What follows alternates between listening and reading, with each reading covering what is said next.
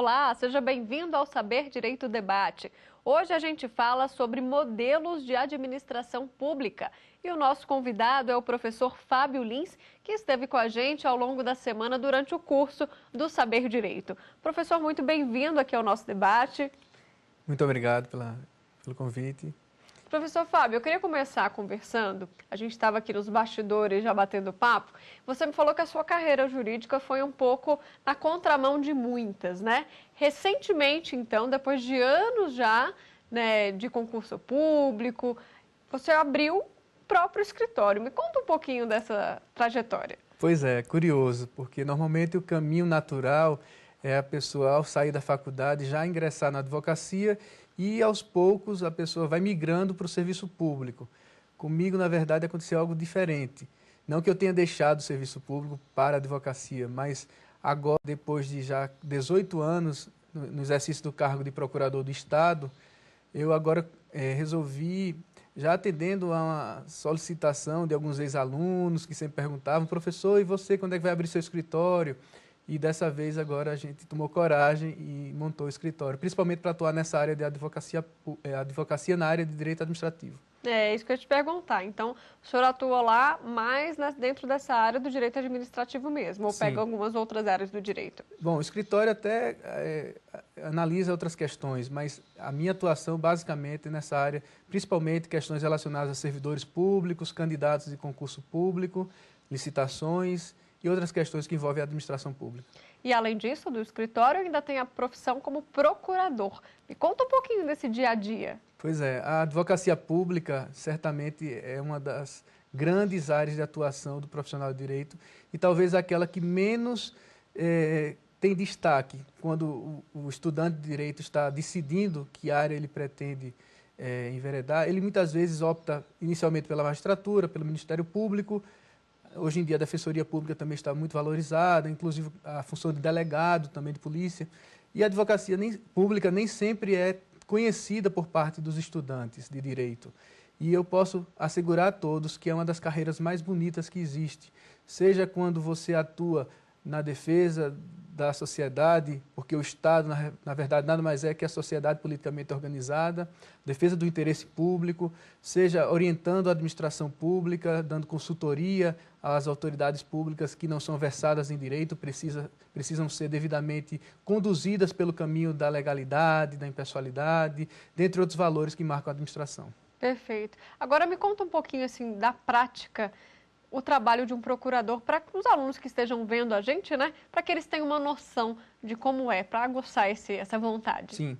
O advogado público, ele faz várias coisas dentro da procuradoria, seja ela do município, do estado ou federal. Na verdade, o advogado público atua numa situação de prevenção, orientando a administração pública, dizendo de que forma os atos e contratos administrativos devem ser praticados, mas também, ao mesmo tempo, controlando a legalidade desses atos. Então, é uma atuação que, ao mesmo tempo, é de assessoramento jurídico, de consultoria, mas também de controle. Nós exercemos o controle interno da administração pública e, portanto, devemos ser consultados para que o ato administrativo saia de acordo com o ordenamento jurídico. Mas também há advogados públicos que atuam na área do contencioso judicial. Essas pessoas estão encarregadas de promover a defesa da fazenda pública quando há um ajuizamento de uma ação contra o Estado ou mesmo quando o Estado precise ajuizar uma ação contra terceiros. Perfeito. Professor, e o interesse acadêmico veio quando? Quando se formou, depois já fez uma pós? Me conta um pouquinho dessa área. Eu acho que desde sempre, né? Eu acho que talvez até eu nem tivesse tanta intenção de fazer direito desde a minha infância, juventude, mas ser professor, isso aí é algo sempre esteve presente comigo. Gosta de lecionar muito. mesmo? O contato, o convívio em sala de aula, o contato com os alunos é algo que me faz muito bem. Eu digo sempre que eu aprendo muito mais do que ensino, né? Isso aí é algo muito positivo. Quando eu acabei o meu curso de Direito, eu resolvi imediatamente ingressar no mestrado. Eu concluí o mestrado e logo em seguida comecei a dar aula e, evidentemente, o caminho natural, depois de ter ingressado na Universidade Federal de Alagoas por concurso, seria fazer o doutorado. Sendo que naquela oportunidade eu queria ter também uma experiência fora do país, até para que eu pudesse também conhecer outro ordenamento jurídico, e aí eu realizei meu doutorado na Universidade de Salamanca, na Espanha, e foi uma experiência realmente que me marcou e da qual eu colhi muitos frutos, inclusive até hoje. Agora mesmo em janeiro eu retornei a Salamanca, dessa vez como professor para ministrar cursos lá, e isso me fez me tornou muito realizado, porque depois de ter sido estudante eu pude retornar na condição de professor. Que bacana, parabéns. Isso Obrigado. Realmente é um mérito, né, professor? E o mestrado e o doutorado também foram nessa área de direito administrativo, sempre nessa área? Sempre, sempre. É a minha área de predileção, é a área com a qual eu tenho muita afinidade. Eu me identifico bastante com a questão do interesse público, discutir questões que interessam a todos, né? Temas como licitação, contrato administrativo, participação popular na administração pública, tudo isso sempre chamou muito a minha atenção. E durante o mestrado eu investiguei o princípio da impessoalidade e seus obstáculos à sua efetivação nas licitações promovidas pela administração pública brasileira. Uma tarefa muito árdua, né? Porque nós sabemos o quão difícil é tornar as licitações impessoais no nosso país, sem direcionamento, sem favorecimentos. E quando eu resolvi fazer o doutorado, outro instituto que me veio logo à cabeça foi o concurso público. Então, eu tive a oportunidade de analisar o princípio da igualdade e sua efetivação no concurso, seja no direito espanhol como no direito brasileiro. Então, a partir desse estudo, eu tive a oportunidade de publicar um livro na Espanha, esse livro está circulando por lá, para minha alegria, e também alguns livros no Brasil sobre a temática dos concursos públicos. E eu queria saber um pouquinho dessa conclusão aí, sobre o seu doutorado. Você falou de direito comparado, então assim, qual é a realidade aqui no Brasil e lá na Espanha? Por mais incrível que pareça, eles também se submetem aos mesmos preceitos de igualdade, de acesso meritório. Evidentemente que as regras do procedimento do concurso são diferentes, cada ordenamento jurídico estabelece as suas próprias regras, mas há muito mais semelhanças do que diferenças. Talvez a principal diferença é que eles já têm uma estrutura de mais tempo de organização em relação à condução dos concursos. Existe um planejamento maior, uma criação de órgãos administrativos voltados exclusivamente para preparar e conduzir o processo de concurso. Aqui no Brasil, a gente convive com uma realidade distinta. É formada uma banca examinadora para aquele concurso, uma comissão para aquele concurso, e não há tanto planejamento. Os candidatos ficam aguardando ansiosamente. Nunca sabe quando sai o edital, né? Quando sai o edital. Lá é obrigado a haver a divulgação todos os anos dos concursos que serão realizados no ano seguinte. Outra diferença básica é a grande competitividade que existe no direito brasileiro, na sociedade brasileira. A busca pelo cargo público é algo muito mais intenso aqui no Brasil do que lá fora. Mas a Espanha, dentro do contexto europeu, talvez é o país que mais valoriza o serviço público, o cargo público, né? Então, há muitas pessoas que querem estar fazendo parte da administração pública, como no Brasil. Mas, quando a gente fala de Brasil, é uma realidade que envolve milhões de pessoas, né? Realmente. Na sua opinião, professor, é mais a questão da estabilidade mesmo, que mais atrai? Sim, eu acho que é uma série de fatores. Eu acho que a instabilidade da economia, do mercado de trabalho no âmbito privado. Além do que, no Brasil, existe também o fato do prestígio social, do status que se adquire a exercer determinadas carreiras.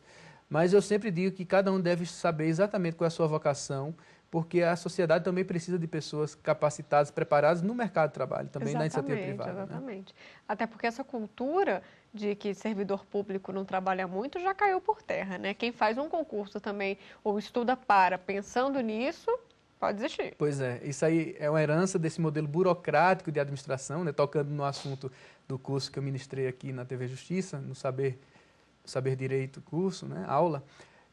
Esse modelo de administração que valoriza tanto a figura do servidor e aí cria, às vezes, até um certo corporativismo, a manutenção de alguns privilégios, isso passou por um processo de reflexão, de crítica com a introdução desse modelo gerencial.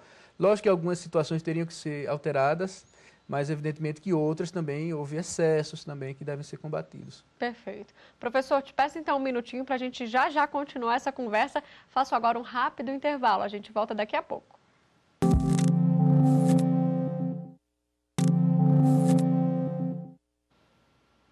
O Saber Direito Debate está de volta, hoje aqui com o professor e doutor em Direito Administrativo, Fábio Lins.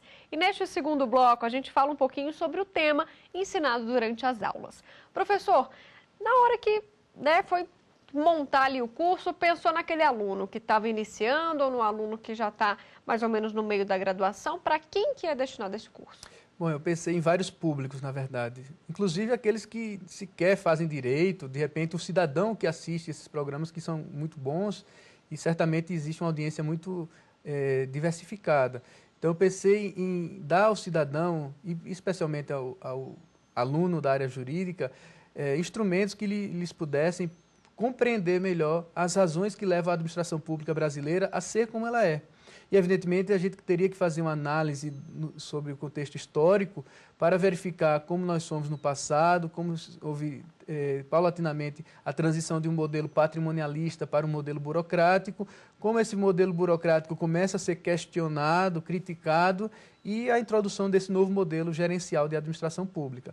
Então, evidentemente, que essas aulas vão servir para todos os públicos, porque esse tema, infelizmente, não é tão discutido como deveria. Lógico que os livros, os manuais, os cursos de direito trazem temáticas que nós abordamos durante o curso, como as agências reguladoras, as parcerias com a administração pública, a ideia de controle de legalidade, controle de resultados, eficiência, mas não de forma sistematizada como a gente conseguiu apresentar durante o curso. Na sua opinião, professor, o cidadão brasileiro sabe pouco sobre a administração pública? Muito pouco. Não só sabe pouco, como ele pouco faz questão de saber.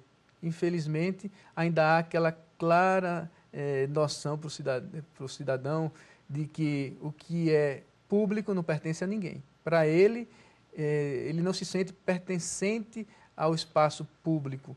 Ele acha que é algo muito distante da realidade dele. Pelo contrário, às vezes ele vê até com uma certa adversidade, como se o Estado fosse o inimigo, né? Ele não se sente como uma parte integrante importante da administração, ele não se sente detentor do poder ou alguém que fiscaliza, que tem legitimidade para participar, para controlar. Então isso tem que ser realmente mudado. Isso é algo cultural.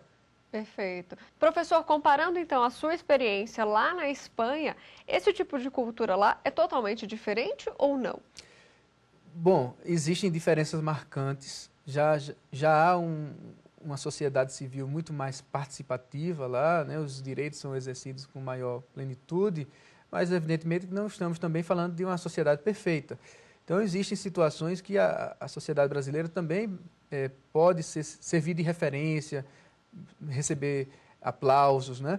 Então não há aquele maniqueísmo de dizer que tudo que é de fora é bom e o que é daqui do Brasil não serve. Não é o fato. O brasileiro é mestre em falar isso, né? Exato. Nós temos uma autoestima muito baixa nesse aspecto, né, do exercício da cidadania. Em outros aspectos até somos ufanistas, mas nisto nós precisamos aprender muito com outros povos. Perfeito. Professor, voltando então ao assunto da aula, quais são os modelos de administração pública existentes hoje aqui no nosso país? Bom, na verdade, em termos teóricos, a gente tenta há alguns anos, algumas décadas, implementar um modelo gerencial de administração. É aquele modelo em que a administração pública passa a ser influenciada por algumas práticas que existem já no modelo de gestão das empresas. Então, é a busca pelos resultados, pela eficiência, é a ampliação do espaço do exercício dos direitos sociais, da cidadania, o chamamento do cidadão para participar da administração pública. Então, a administração pública, que até então era burocrática, né, e havia um distanciamento entre espaço público e espaço privado, o que no primeiro momento foi bom, né? Quando a burocracia surgiu, havia uma confusão entre espaço público e espaço privado, isso no modelo patrimonialista. Então a burocracia procura separar isso de forma radical, sendo que isso fez com que houvesse cada vez um maior distanciamento da sociedade em relação às questões de interesse público. Então tudo isso que era público era para o Estado resolver, a sociedade não participava. Agora há uma preocupação com a celebração de parcerias na administração, foi inclusive objeto da nossa última aula.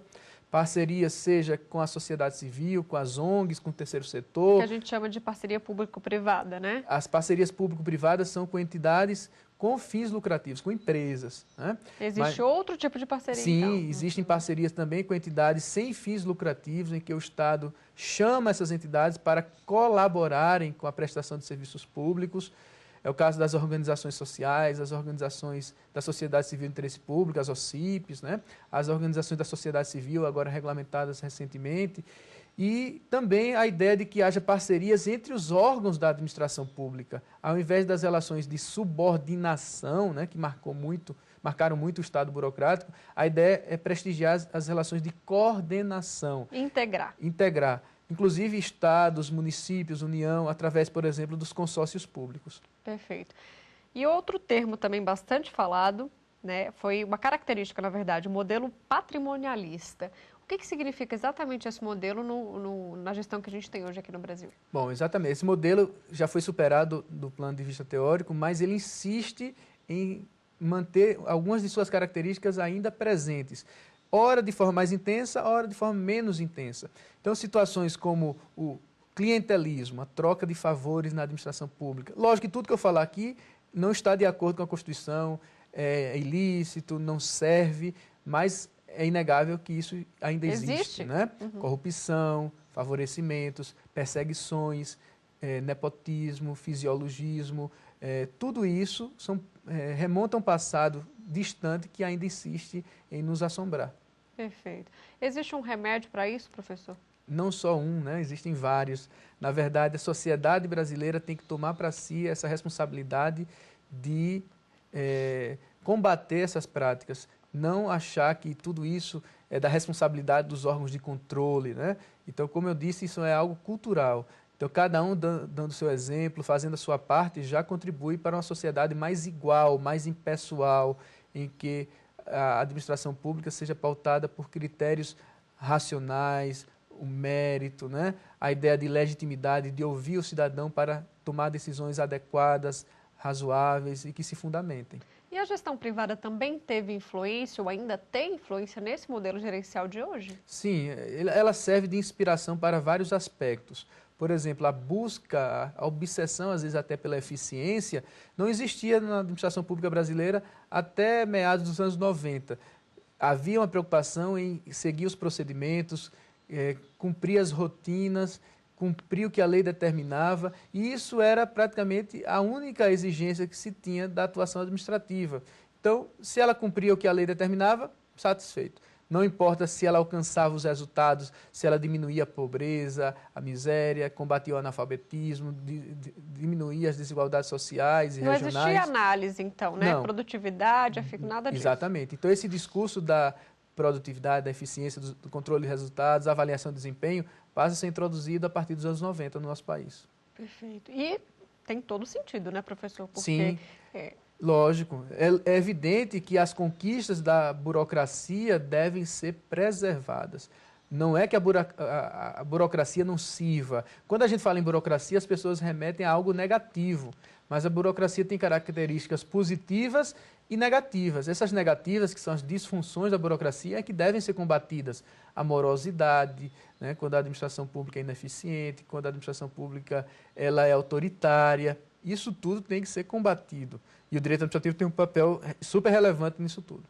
Existe um modelo ideal para ser seguido, professor? Mundo afora? Bom, isso é algo, de certa forma, ideológico, né? Não existe um modelo ideal, existe, na verdade, uma tentativa de sempre estar progredindo. Não há um modelo pronto e acabado que a gente possa dizer como esse é o modelo que deva ser implementado. A sociedade deve debater qual é o modelo de administração que ela quer, mas certamente alguns valores que foram trazidos pela burocracia a todos interessam, pelo menos as pessoas que querem o bem da sociedade, né? Valores como a impessoalidade, o profissionalismo, a meritocracia, tudo isso é algo muito louvável. Mas, evidentemente, que o modelo gerencial também deu sua contribuição, e ainda está dando, ao exigir que a administração pública se democratize, reduza o seu viés autoritário, que ela abra espaços também para a participação do cidadão, que ela busque também resultados, eficiência. Então, tudo isso também é muito positivo. Perfeito. Professor, então, vamos falar sobre os livros no próximo bloco? Vamos sim. Vamos fazer uma pausa, então, rapidinho. Já já a gente volta para falar sobre os livros que o professor indicou aqui para a gente.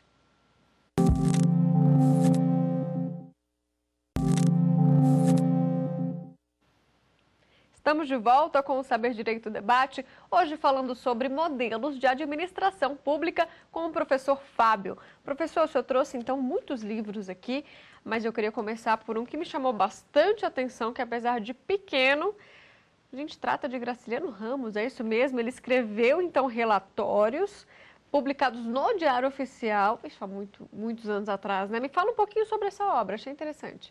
Bom, eu fiz questão de trazer essa obra, na verdade é um documento né, que foi recentemente agora publicado em livro pela imprensa oficial lá em Alagoas. E, na verdade, esse documento foi redigido nos anos de 1929, o primeiro relatório, e em 1930, o segundo relatório. Para quem não sabe, Graciliano Ramos foi prefeito de um município lá em Alagoas, chamado Palmeira dos Índios, e ele combateu todas as práticas patrimonialistas que nós comentamos na aula 1. Então, eu fiz questão de mostrar exatamente, através desses relatórios, como era a administração pública patrimonialista e o que uma pessoa austera, honesta, íntegra, teve que combater para que pudesse ser instalada uma administração onde prevalecesse a impessoalidade, a igualdade, o respeito à lei. Mais uma prova de que é um problema muito antigo, né? Sim. Não tenha dúvida. Então, esse documento, além de tudo, além de ser um documento histórico, que revela muitas características da administração desse tempo, ele é de uma linguagem bem, muitas vezes até cômica, ele faz uso de ironias, algo que só Graciliano... Gostoso de ler mesmo, muito né? bom, muito gostoso. E sem falar que é algo curto, você rapidamente consegue concluir a leitura desses dois relatórios. Então, eu acho que é um documento obrigatório para todo mundo que estuda administração pública e direito administrativo no Brasil. Professor, o segundo livro, então, a gente tem aqui Reforma do Estado para a Cidadania, do ministro Bresser. Esse aqui já fala um pouco sobre a reforma gerencial brasileira. Exatamente. Para que nós possamos conhecer o modelo gerencial, é imprescindível que tenhamos contato com a obra daquele que é o mentor da introdução do modelo gerencial no país, que foi o ministro, na época do MARE, né, do Ministério da Administração Federal e Reforma do Estado, que criou o plano diretor de reforma do aparelho do Estado. Esse plano exatamente são as diretrizes do modelo de implantação do modelo gerencial no nosso país. E esse livro é de que ano? Ele é de... A primeira edição está falando aqui que é de 98. 98. Veja só, o plano diretor é dos anos 95 e a reforma administrativa, né, que é a emenda 19, é de 98. Então, ele publica essa obra após a reforma, ele já fala dos resultados iniciais da emenda 19.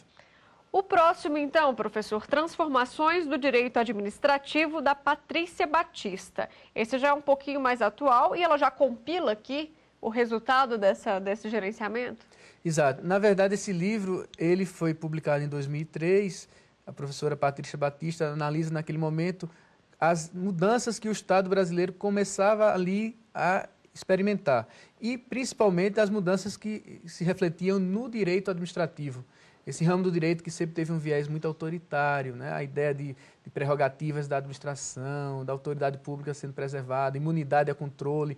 E aí ela começa a mostrar o novo momento do direito administrativo, principalmente a partir da adoção desse binômio eficiência e legitimidade. Então, a Patrícia Batista destaca em vários capítulos esse novo momento do direito administrativo com a democratização, com a introdução das agências reguladoras, a chamada administração pública policêntrica, a processualidade na administração pública.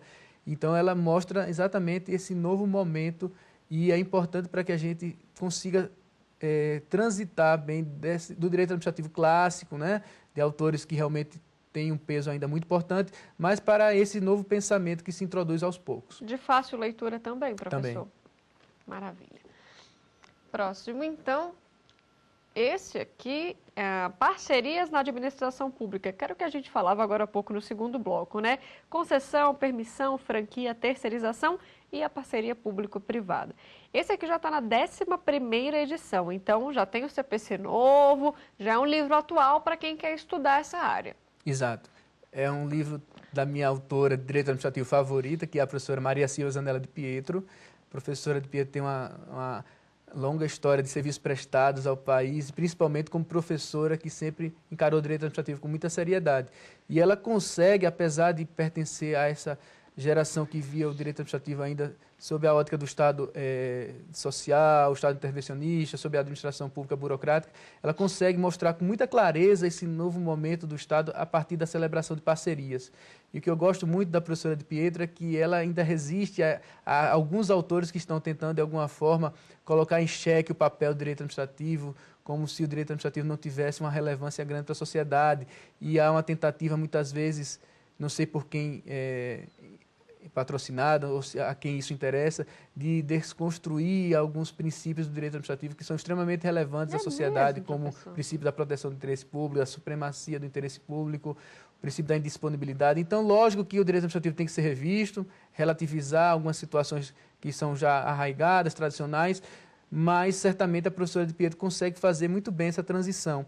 E ela mostra a incorporação desses novos valores gerenciais na administração a partir da introdução dessas parcerias, seja com a iniciativa privada, através de concessões, PPPs, seja com organizações do terceiro setor, seja inclusive entre as entidades da administração pública. Perfeito. Vamos para o último, então. Esse aqui, que é o maior, mais pesadinho. Esse fala, então, sobre o direito administrativo transformador. O senhor coordena, então, essa obra, não é? E tem vários colaboradores. Então, me explica um pouquinho. Pelo que eu estou vendo aqui, são vários assuntos em um livro só, é isso? Isso. Se trata de uma obra coletiva, que eu tive a honra de coordenar. Nós, neste caso, em 2017, é muito recente esse livro, conseguimos mostrar o atual perfil do direito administrativo, mostrar as suas tendências, os seus principais problemas, destacando temáticas relevantes, como a terceirização da administração pública, como os concursos públicos, como a introdução da participação popular na administração pública, como isso se efetiva, a ideia de que a administração pública deve ser transparente, o acesso à informação. Então, todas essas novas temáticas do direito administrativo estão presentes nesses 26 capítulos que compõem essa obra que nós tivemos a oportunidade de coordenar e conta com a participação de diversos mestrandos do curso de mestrado da Universidade Federal de Alagoas, do qual eu faço parte com muito orgulho, e é a contribuição, né, de uma parte que nem do país que nem sempre participa dos debates para que esses temas possam ser também democratizados em todo o país. Perfeito, professor. Deixa então uma mensagem final para quem está pensando em qual área do direito escolher. Defende aí a sua grande paixão, que é o direito administrativo. Bom, eu digo sempre, e os meus alunos sempre me ouvem falar isso, que o direito administrativo deixou há muito tempo de ser o direito da administração, o direito da autoridade, e passou a ser o direito do interesse público, o direito da cidadania. Então, na verdade, eu acho que não só o estudante de direito deveria se interessar por essa matéria, por essas temáticas, mas todos os cidadãos brasileiros, porque nós todos temos que estar cientes de nosso papel enquanto cidadão, enquanto fiscalizadores do poder público, como nós podemos, de alguma forma, influenciar a tomada de decisões. E o direito administrativo nada mais é do que uma tentativa de trazer o Estado para próximo da sociedade e exigir que o Estado atue de forma adequada no atendimento do interesse público. Então, eu acho que, não só porque eu gosto, mas por uma questão de racionalidade mesmo, todos nós, necessidade, todos nós deveríamos, se não gostar tanto assim, mas pelo menos se interessar e conhecer o direito administrativo. Tá certo, professor, agradeço imensamente a sua presença aqui e o seu ensinamento também durante toda essa semana com a gente. Muito obrigada. Eu que agradeço a oportunidade. Perfeito. Bom, a gente fica por aqui então, mas você pode rever este e outros programas na internet. É só acessar tvjustiça.jus.br. Já perguntas e sugestões, é só mandar um e-mail, saberdireito@stf.jus.br. Muito obrigada pela sua companhia e até a próxima. Tchau!